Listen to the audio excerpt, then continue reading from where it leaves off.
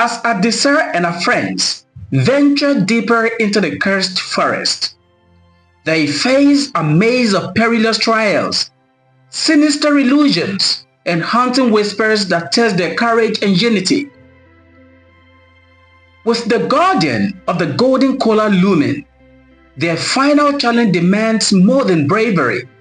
It requires an unbreakable bond. Will they overcome the maze tricks and save their village? Or will the forest claim them forever? The thrilling conclusion awaits. Let's begin the final episode, continuing from episode 1 ending. The shadowy figure stepped closer, its form slowly taking shape in the dim glow of the forest. It was a tall hooded being, with staff carved from what appeared to be the roots of the forest itself. The figure's voice echoed eerily, neither fully human nor entirely otherworldly. "Why do you trespass here?" it asked, its tone both commanding and curious. Adisa swallowed hard and took a step forward. "We mean no harm. Our village is suffering, and we were told the Golden Kola could save us." The figure tilted its head, as if considering her words. Then, it raised its staff and pointed to the path behind them. "The path you have chosen is dangerous, but if your resolve is true, you may proceed. But be warned, the forest does not easily yield its treasures." Before they could respond, the figure dissolved into a swirl of leaves, leaving the friends alone once more. Adisa turned to the group, a voice steady despite the fear gripping her heart. "We've come too far to turn back now. Let's keep going." The path ahead grew darker and more twisted. The forest seemed alive, with branches that reached out like grasping fingers and whispers that came from nowhere. The friends stayed close, their resolve tested with each step. Suddenly, they came upon a clearing where a massive tree stood out at the center. Its golden leaves shimmered, illuminating the area with an otherworldly light. "Could this be it?" Chijioke asked, his voice filled with awe. "It's too easy. There has to be a catch." As if in response, the ground beneath them rumbled. The golden tree began to shift, its root pulling free from the earth. Before their eyes, it transformed into a towering beast with bark-like skin and glowing eyes. This was no ordinary tree. It was the guardian of the Golden Kola. "To claim the Golden Kola," the guardian boomed, "you must prove your worth. Face the trial of unity." The friends exchanged nervous glances. What does that mean?" Kelechi asked. The guardian waved its massive hand, and the ground around them began to shift. The clearing transformed into a maze, with walls of thorns that stretched endlessly in every direction. "You must navigate this maze together," the guardian said. "But be warned, each wrong turn will test your bond.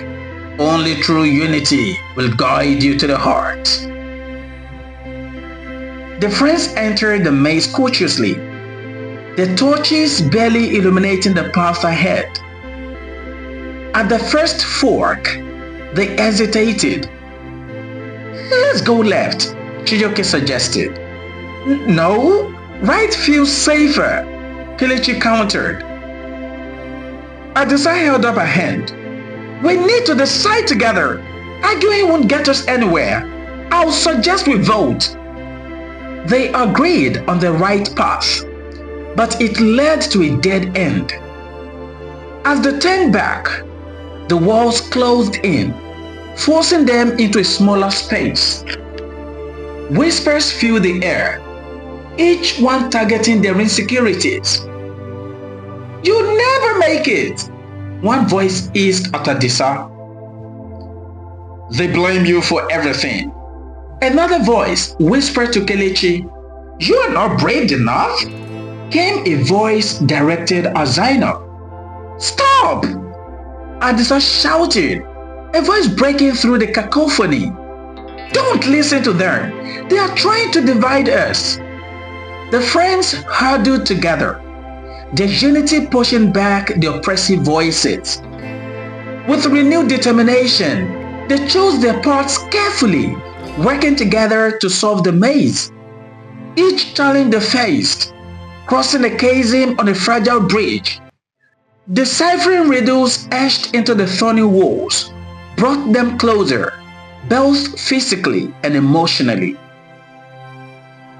At one point, they encountered an illusion of Babaojo, trapped and calling for help. "Leave me, save yourselves," the illusion cried. But Adisa saw through the deception. "This isn't real. Keep moving," she urged, and the group pressed forward, shattering the illusion. Finally, they reached the heart of the maze, where a pedestal stood holding the Golden Kola. Its glow was almost blinding, and the air around it seemed to hum with power. But as Adisa stepped forward to claim it, the guardian reappeared, blocking a path. "You have done well," the guardian said, its voice softer now. "But one final question remains. Why do you seek the Golden Kola?" Adisa hesitated, then spoke from her heart. "Our village is dying. The rains have stopped and our crops fail. We seek the Golden Kola not for riches, but to save our people." The guardian studied her for a long moment before stepping aside. "Your intentions are pure. Take the Golden Kola and use it wisely." It handed the Golden Kola to them. As they exited the maze, the forest seemed to part for them, guiding them back to their village. When they arrived, the villagers gathered, their eyes wide with hopes as Adisa held out the Golden Kola. Rain clouds began to form overhead, and the first drops of rain fell as the villagers cheered. The drought was over, and the village was saved. But more than that, the friends had proven the strength of their bond and their ability to overcome even the greatest challenges together. And that way, the story ends, and the Boko community has its ring back. And so, dear viewers, our journey comes to an end. Adisa and her friends have not only saved the village, but also learned the true power of unity and courage. I hope you enjoyed this adventure as much as I've enjoyed sharing it with you. What did you think of this story? Were you surprised by the twists and turns? Let me know your thoughts in the comments. Don't forget to like, share, and subscribe to this channel so you can join us for more exciting tales in the future. Until next time, remember, every great story begins with a spark of courage. See you in the next episode.